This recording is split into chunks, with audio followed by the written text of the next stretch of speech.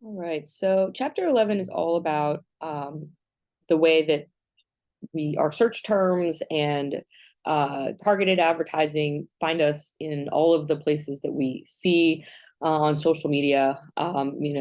Thinking about the algorithms and thinking about where we are advertised to, which at this point, as we've talked about this semester and in other classes, and I'm sure just as users of the internet, um, the targeted advertising is everywhere. We're constantly finding things in our social media feeds that are brought or presented to us because of the fact that the search algorithms and sponsored content has made its way based on the data that's been collected into our feeds. So as we talked about in chapter 10, the even like something like a smart TV is able to kind of track our viewing habits, track our preferences, and find ways to advertise more TV shows, more content to us in ways that really has never been done before. So when we are looking to find, a new product or replace a product or find reviews on something that we're looking to buy, um, there are two different ways that our attention can be diverted to a particular product or service. You have your organic search and your paid searches. And as consumers, right, that say you are looking for something on Amazon, you're looking for something on Google, that the organic search for that particular product is going to be what results when you put that search term into the search engine, and comes up at the top. This is usually right below the paid search results that we see on Google these days. Whatever comes up at the very, very top is going to be paid for. What will come next is your organic search content, the search results. So what comes up in the organic search results is going to be things that are not paid for as advertising. It's going to be based on good SEO. It's going to be good based on search terms, on keywords.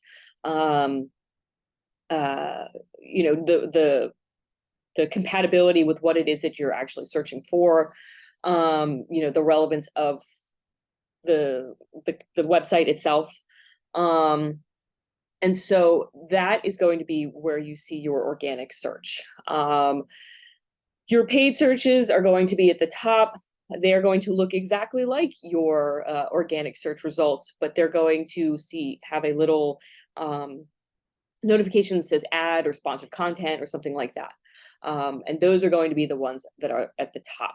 So those, as you see here, may not necessarily be the thing that you are looking for in a organic search, but have made their way to the top because of that a company or a brand has paid to have that content come up. So as you see here in this example, in the search term for camping equipment, that at the very, very top, you automatically are presented with a line of basically advertisements for products from different companies.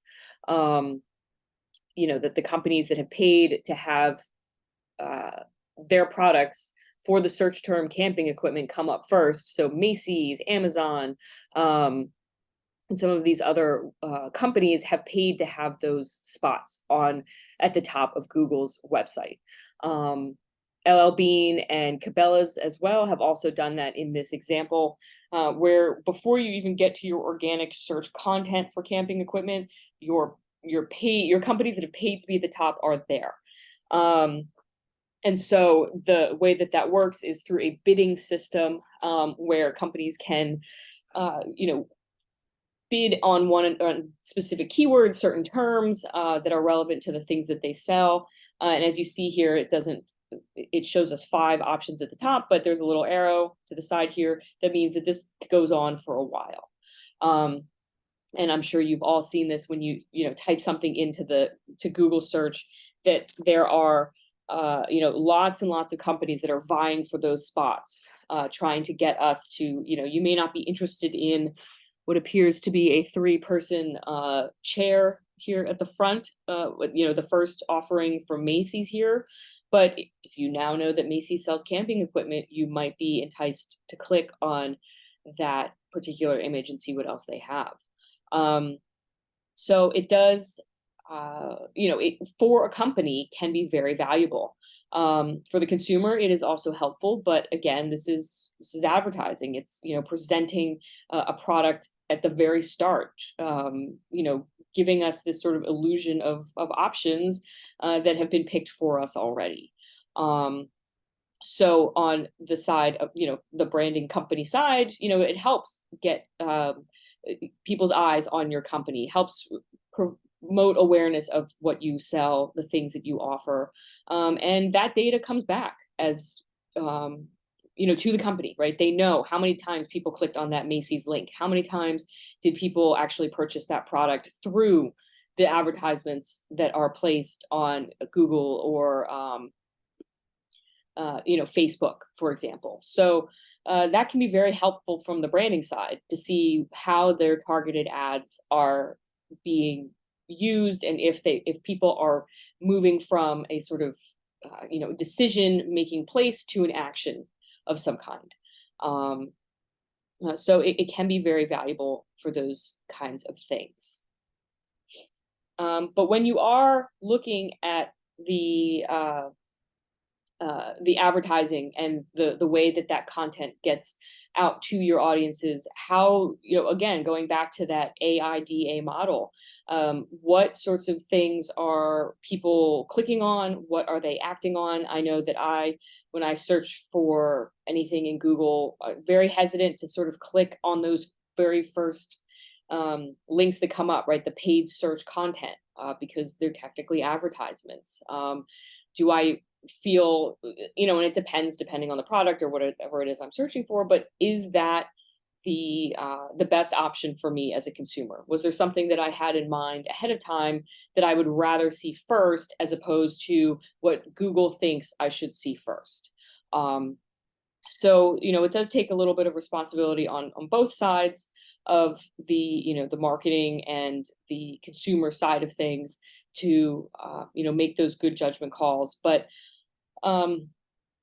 yeah, this is just another additional way, this integrated advertising that we see on social media to get us to do and buy.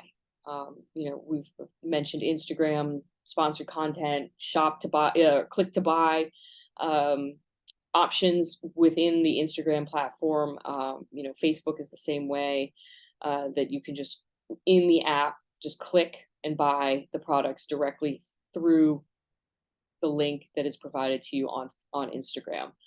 So it's very clever. It's very much integrated into our overall experiences with these platforms today.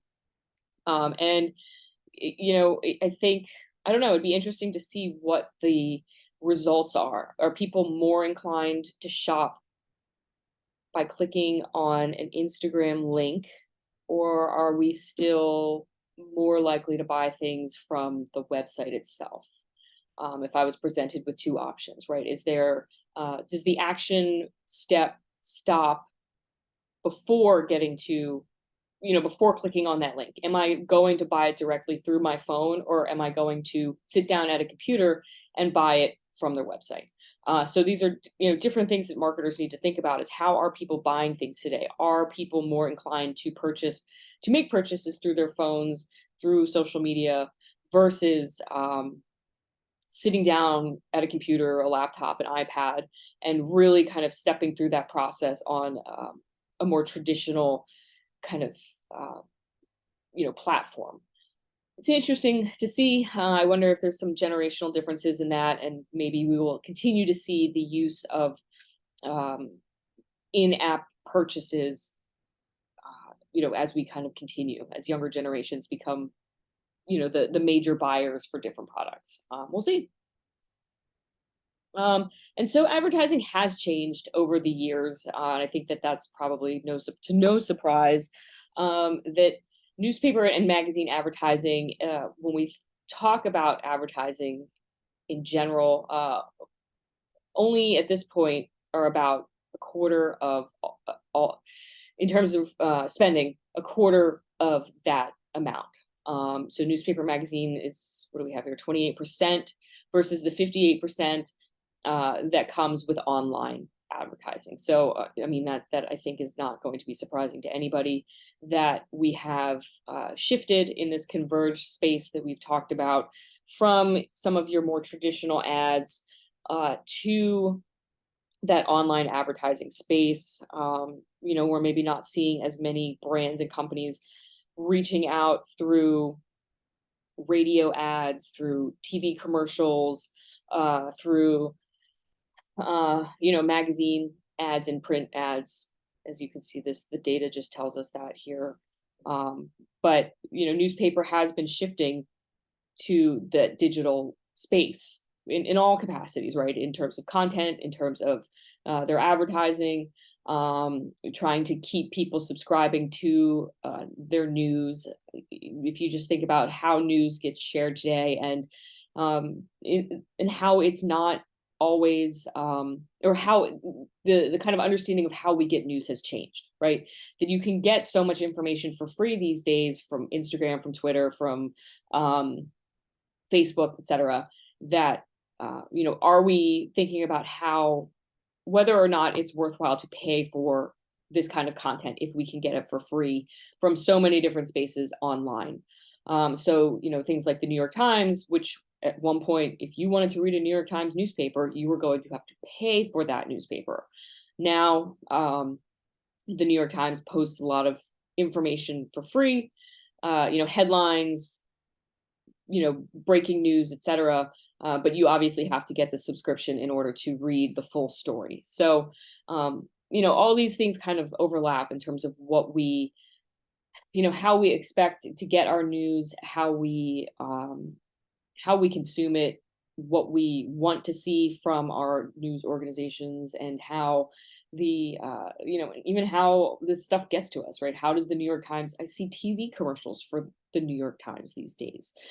So it is a very converged space. It's a very kind of interesting moment for advertising and for mass media just in general, because it's all kind of, while it feels very separate at times, that we have to go to all these different apps and have all these different accounts that we follow, it is a very converged kind of space where it's all coming together in these spaces. So yeah, I think it's just interesting, and we'll see how it goes, what this media landscape looks like in the future.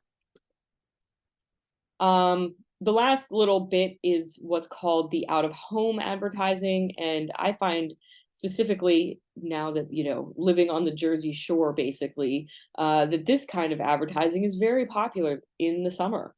The plain banners that we see over the beach, the advertising that you see just flying down the shore, for all kinds of local businesses, national businesses, announcements of all kinds. That this is a really kind of interesting space. Just your traditional billboards also count as this. Your bus advertising, those are all what's considered out of home advertising, and in many ways does function locally. If you've ever seen local universities advertised on a bus or at the on a plain banner, local restaurants, things like that, right? You're really appealing to a more specific targeted audience of people who may be familiar with that company or that business and are now being reminded of the things that company offers. This one here is a McDonald's offer as well. So not necessarily local, but maybe this sale, right? This discount that they're offering is local. It's not being offered in all of the McDonald's restaurants around the country. So unlike the digital advertising, which can give us very specific numbers about, who is searching for our products, who is then clicking on our links and then buying the products from our website, out-of-home advertising is not going to be as explicit with the data, right? Okay, how many people on the beach over the weekend saw this banner flying down the shore.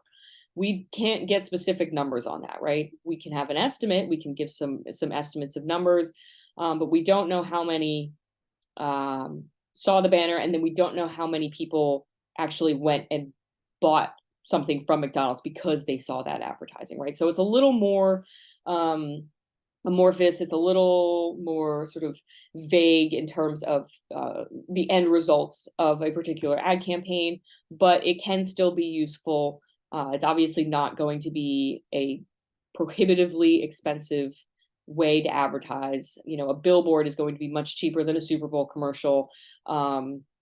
You know, billboards are going to have to, and like these plain banners as well, you know, you're going to have to target that audience um, with the hopes that, you know, people who, that you're going to have an audience that is going to be sort of a population of people who aren't interested, who have no interest and won't act, those who are somewhat interested and might act, and those who are definitely interested and will act. So it's going to be a mix, as opposed to that social media advertising, which can be much more specific and much more targeted in terms of those demographics like age, gender, lifestyle habits, etc. So, you know, both have the pros and the cons.